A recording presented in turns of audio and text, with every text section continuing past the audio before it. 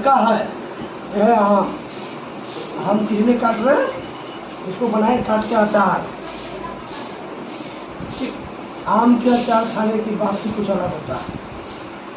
आप लोग भी आम का अचार बनाओ और खाओ और खुश रहो। मैंने दिखाओ रे, हाँ जाओ अचार और कितने बना रहे। आप लोग भी आम के अचार बनाओ। और मसाले की बात है तो हम बता देंगे मसाला कौन कौन सी बनता है कमेंट सेक्शन में। ठीक दोस्त? हाँ हाँ भाई, सही बात है। हाँ चल ठीक है। हाँ अब इसको मैं आती हूँ पर